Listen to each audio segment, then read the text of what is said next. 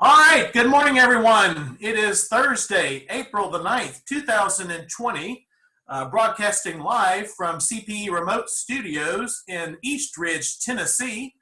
This Woohoo! is Workstation. I couldn't find anything terribly interesting in the news today, so I started playing around with some magic potions and spells, and now I'm feeling a little purple. Anyway, we are excited to have you join us today. As Donna Van Natten continues on with the webinar series that she began on Tuesday discussing tone of voice. So we're going to look at the style component of tone of voice today.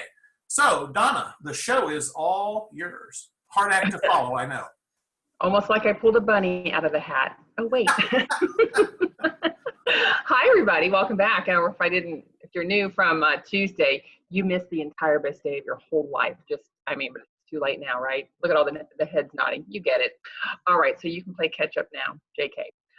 So real quick, we're going to talk about tone of voice and the 9 elements. And on Tuesday, we covered the first part, and today we'll cover the second part. So again, I think we learned these numbers pretty quick. Does somebody want to say what they are? What's the Moravian rule of how we communicate? Anyone? Come on, you know the magic numbers. 7. Right? Keep going, Laura. 7. 28. Close. Plus or minus 10. How about 38? And then math class? Yeah, I was not a math major. 55. That's why you're in academia. Okay, got it. Okay, 738, 55 rule. We're going to cover the 38% today of roughly how we communicate. But we know not seeing each other really ramps those up when you take away the 55, or you redistribute the 55 when we don't get to see each other, with an error rate of about 25% or 1 in 4. Of course, we're going to make that better, though we know we cannot get it to 0. All right, so the style elements. So just to recap real quickly from Tuesday, we've covered pitch, loudness, timbre, and resonance, which is basically not in our control. It's a lot of it's what we're born with or our anatomical structures.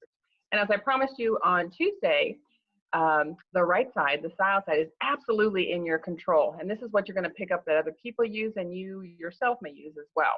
So the first element is speech rate, and that's basically words per minute. Yes, there are people out there that count words per minute.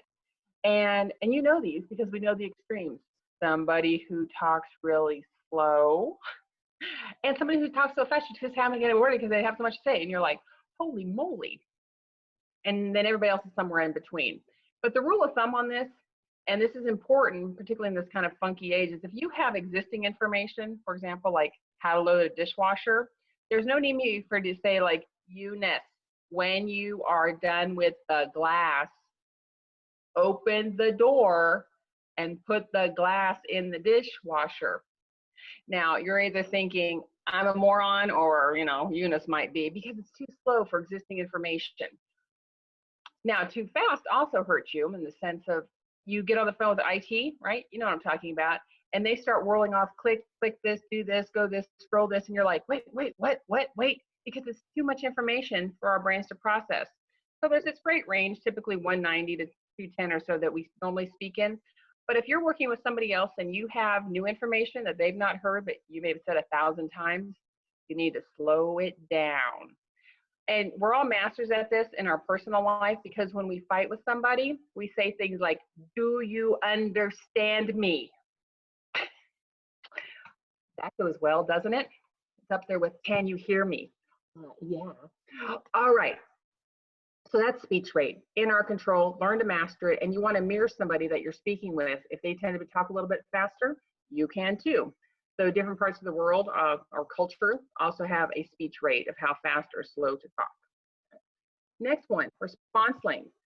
That's how long you talk, the time you take talking. And we know there's people that never shut up, and they hog a conversation.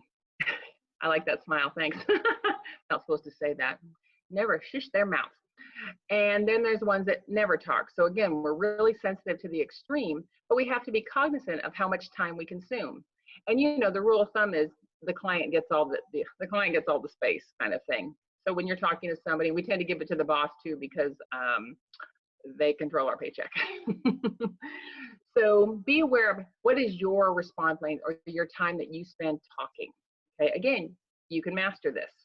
And if you're not sure, ask a friend. They might say like, yeah, never, or they may like, ah, kind of thing. Then we have speech latency. Speech latency is the time between you talking and them talking. It's that space inside there. And I associate it with like driving. Here's my car, here's some space, and here's your car. Now, how much space do you like? Now, I'm from California, and this is how much space we have in California. If my car almost fits, I'm coming over. Not so much here. They like that 10-second rule or 10 car count or whatever. Yeah. I always say it's kind of like the emergency lane where it says lane merge in 3 miles. Now, most people think I need to get over immediately, thereby freeing 3 miles for me to go flying down without there being traffic. But for some people, yeah, people don't like that, do they? They even try to cut me off, like move over into that lane, thereby forcing me into the emergency lane. All right, so like talking and wait time. You have to figure out who you're talking to. So if you tend to know the answer and you want to jump in and say it because you know the answer, some people might say, you're rude. You know, I didn't get to finish what I was saying. So be cognizant of it. However, if you're talking and somebody that you're speaking with tends to cut you off, you're like, oh, not much latency time. I'm free to jump in also. So again, this is an awareness thing of where do you fall on that spectrum, and whoever you're speaking with, what's their deal and style. Our next element, our 8th element, are filled and unfilled spaces, pauses. And you know what they are because we're all sensitive to them, particularly when we're listening to a speaker, and it's the use of ums and ahs. You know what I'm talking about? I actually had a job one time where I was paid to go mark ticks listening to the speaker talk to establish a pattern of knowledge and fatigue. When we have a lot of knowledge, we tend to, you know, purge it out unless we're nervous. You know, public speaking tends to ramp up the hi, and you know, and brain processes, we're just trying to hop across the page going, get to the next thing, get to the next thing, but then you throw emotions in there, and for a lot of people, they're a wreck. And it's learning to become comfortable with the quiet as you transition from one thing to the next thing. So are you an or a you might be after this. But again, if you have to give a speech or speak with somebody, ask if you have a tendency to do that. You're like, yeah, you say all the time. So now we're going to make John paranoid, and we're going to pay attention to that with him from now on. And then finally, speech errors. Some were more sensitive to these or not. These are grammatical or syntax errors. I always say the mispronunciation of the word of the syllabus that might be involved in the sentence as I looked at the Muriel. You know what I'm talking about? It's when we don't pronounce words correctly, or you catch people using big words and they probably shouldn't be because they really aren't saying them right. Or it's things like, me and Laura, we're going to head out now. Now, those of us in academia tend to be a little sensitive to like who goes first in the sentence. Or one of my favorites is the misuse of I and me at the end of a sentence. Sometimes really smart people like to think they're really smart, and they say things like, yeah, it's up to she and I. Oh my. When we know full well that when it comes to the speech pattern, it should be me at the end. So as you can tell when you look at the screen here, tonal side, pretty much what you're born with, unless you get some training and really think about it, like amplitude. Style, totally in your control, but usually we don't pay too much attention to it, but everybody else in that 48% or 38% really is paying attention to it. So just to let you know, that also rolls over to our emails. Anybody ramping up their emails these days? Yeah, aren't we all? And so we know that there's tone in emails as well. And because when you think about use of tone, it does also include pieces of writing. And I want you to be aware that when you go to draft an email or reply to an email, your attitude is typically coming through it. And you know what I mean? Especially on the ones that we want to respond to that we're not happy with. And we're like, oh, yeah. Just to let you know, we get a burst of like cortisol on an unhappy email.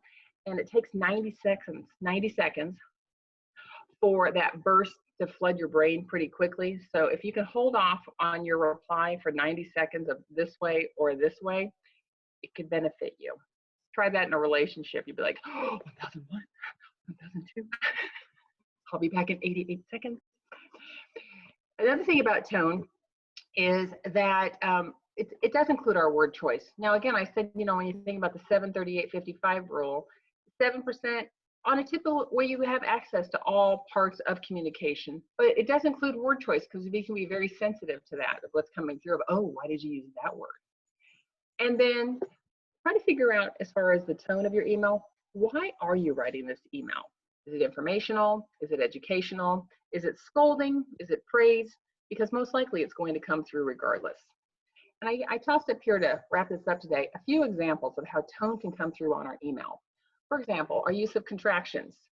You know, if we use contractions, it's more conversational or casual.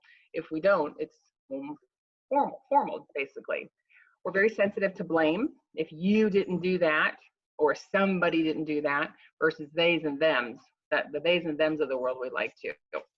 We know that sometimes long-winded or long thoughts come through on long sentence, where we're like, kill it, come up for air, release the keyboard. So be cognizant of that as well. We would do much better with bullet points. And when we see a CC on a conversation, let alone we can't see the BCC, it begs the question, who else is in our conversation? So if you've CC'd somebody on it, courtesy says that you say why you did that. You know, if you put John on it, you're like, why'd you add John to our talk? You know, are you trying to get me in trouble? Or are you covering the CMA kind of thing? Or is John on it because he needs the information for the meeting next week? Tell your person that. Of course, we need to be sensitive to manners. You know what I'm talking about, because you've been in a situation and you're like, dang, you want me to do something, but a little please or thank you would have been nice. Use of bold. Why? Do they bold everything? Do they bold a date? Do they bold because they like to? Up there with underlining. And then, is urgent really any different than urgent or really urgent? Because urgent is urgent. It's kind of like too late. Too late is still late. Okay, so be aware of those double negatives, if you will. And of course, our use of emoticons. The way these came about is we have, as a human being, the need to see each other. You know, we used to do with a colon and a parenthesis. And you're like, oh my God, they smiled at me. And then we came up with these beautiful yellow circles. And now, if you're like me, you have an avatar through Bitmoji, which you can put clothes on, do its hair, and you're like, wow. So again, that's our human nature to want to see each other. So the use of those can be very beneficial for an emotional or emotional ramp up, you know, the little raging little yellow guy. And then finally, be aware of your greetings and salutations. You know, if it's a reply, sometimes we like a, hey, hi, Jeff, you know, versus do this. And you're like, oh, well, hi to you too. So those really do count in an email that come across on our tone, particularly when we can't see each other. And then finally, shameless plug, 3 books. Can't get the yellow one yet. Doesn't come out until January, but you can pre-order. And you know, for those of you that are tuning in that are local, I actually have several copies of Image Scrimmage because it's my oldest book, and it has a lot of this information that I talk about, along with handshakes and bodies and the whole 9 yards. If you were to buy the politics book on Amazon or Barnes & Noble that came out this January, or pre-order the Body Language for Women, I will give you an Image Scrimmage book. How's that? Pretty cool, huh? Like $17. Oh, nice. Thanks. I appreciate the thumbs up. Yeah, appreciate using that finger, no, that digit. All right. So all you have to do if you're curious is if, and we can work this out with John and everything, but I can give a stack and you know, make some way to swing by and pick it up, do a whole outing. Ooh, oh my God, we get to go pick up something free. Get in the car by yourself. All right. So how's that? If you buy one of those 2 books and you have a screenshot of it on your phone, get that to me and we'll make some arrangement to get you a free copy of Image Scrimmage. Why? Because I can. And oh my God, good to see somebody from afar, kind of thing. And then finally, I would love to connect with you. A couple of you did on Tuesday connect with me using famous LinkedIn, the video business card, Instagram, Twitter, etc., like that. And there's my phone number if you have more questions. And I'm done with you people. I'm just kidding. Not really. Hey, Donna, thank you so much. We always appreciate hearing what you've got to say and sharing these insights with us. There's several things that I thought about as you were going through. Do you have a minute for just a couple of questions? I know you've got a 9 o'clock, and I want to be sensitive to that. Let's see. Absolutely. I actually pulled up the chat so I can see it as well. Okay. You're welcome, Jeremy. You're welcome, Eunice. There was Let me scroll back up to the top here. Yeah. That's funny. There was a late question on Tuesday about we sound different to ourselves and others. Oh, yes, yes. How we sound to ourselves, it has to do with our inner ear structures. So we may think we don't sound as flat or as pitchy or one of those. Sure, anatomically we do. And you know, get an ear infection or an earache and you sound hollow. Well, there's literally the eustachian tube that connects to everything else that is impeding how we can actually sound as part of our tone. So yes, hope that helps. Let's see. Joanna, somebody might have the world record for words per minute. See now, we're gonna, screenshot this, use against them later. What do you suggest when there's a multi-way conversation, but two people are being snarky or disrespectful with each other? Hit them. No, just kidding, don't. Do you mean by that, Mark, an in-person conversation or something via email or a telephone? Because I think it would be handled differently. And who are the dynamics of the people that are in that conversation? Because snarkiness, I mean, you don't have to say a word. You know this, the way the body is positioned, the nonverbals or the tone of, you know, that all comes out through that. So again, it depends how you want to handle it. Do you want to let it go? Do you want to mimic it? You know, if you want to correct a behavior, nothing like mimicry. If somebody goes, and you go, I know, and they usually go, what? And you're like, oh, I heard you. It's a nice way of saying, or, you're very welcome. Thank you for that compliment there. Because I speak more than one language, sometimes I get into trouble in a conversation. Any thoughts? You probably have maybe an accent person. Yes, you're okay. You're saying yes. I think most people, Americans that are, you know, one language are aware of that because of the accent, and that you only get into trouble because it's ESL, you know, presumably English is a second language. And so there is a degree of forgiveness when English is not your first language. And interestingly enough, usually the person is like the first one to go, I'm sorry, it's the wrong word. I'm not sure what, or give me a moment here. Let me pull. Heck, I'm just impressed that you speak 2 languages or 3, you know, 3. Oh, thanks. She cleared it up. 3. Yes. Yes. Way to go. Impressive. Congratulations. Most of us on this call do not, I believe. So you get a degree of forgiveness on that.